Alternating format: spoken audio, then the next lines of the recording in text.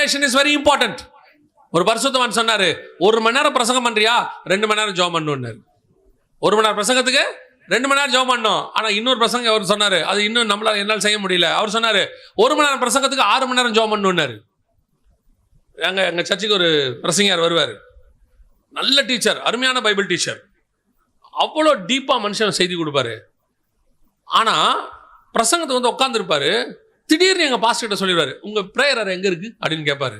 எங்க பாஸ்டர் சொல்லுவாரு, இங்கே தான் இருக்கு, நான் அங்கே ஜெபம் பண்ணிட்டு இருக்கிறேன், செய்தி நேரத்தில் என்ன கூப்பிடுங்கிட்டு உள்ள போய் விசாரிப்பார். அவர் சொல்லுவாரு, எவ்வளவுக்கு எவ்வளவு ஜெபிக்கிறோமோ அவ்வளவுக்கு அவ்வளவு ஆவியானவர் கிரியை செய்வார்.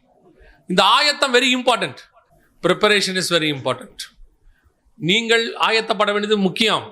உன் கையில கல்லா இருக்கட்டும், பட்டயமா இருக்கட்டும், கல்லிலிருந்து பட்டயத்துக்கு மாறணும், அடுத்த கட்டத்துக்கு போகணும், நல்லா படிக்கணும், அப்கிரேட் பண்ணணும், போய். ஏன்னா இது அறிவு பெருக்கத்தின் காலம்.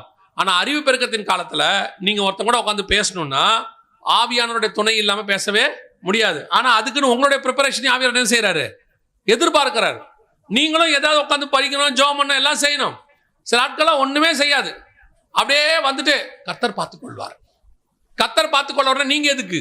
அதான் வானத்துல இருந்து அவரே பேசிடுவாரு, இதோ என் நேசகுமாரன் ஒரே சவுண்டு போட்டுருவாரு. அதுக்கு நீங்களாம் எதுக்கு நம்மளை வச்சிருக்கிறாரு? நம்ம ப்ரிப்பரேஷன் இஸ் வெரி இம்பார்ட்டன்ட். கர்த்தர் பார்த்துக் கொள்வார். நீங்க சாப்பிடாம இருப்பீங்களா? கர்த்தர் பார்த்துக் கொள்வார். நானே தேவனுடைய ஆலயமாக இருக்கிறேன், ஆலயத்தை கர்த்தர் பார்த்துக் கொள்வார். அவரே பெயிண்ட் பண்ணுவார், அவரே கரண்ட் போட்டுப்பார். அதனால நான் சாப்பிடாமே இருப்பீங்களா? உங்க உடம்புக்கு தேவையானதை நீங்க சாப்பிட்ற மாதிரி உங்க ஊழியத்துக்கு தேவையான வளர்ச்சியை தேவையான அளவு நீங்களும் யூஸ் பண்ண வேண்டியிருக்கு. நீங்க படிக்க வேண்டியதை படிக்கணும், நீங்க செய்ய வேண்டியதை செய்யணும். ஆனால் ஜெயமோ கர்த்தரால் வரும்.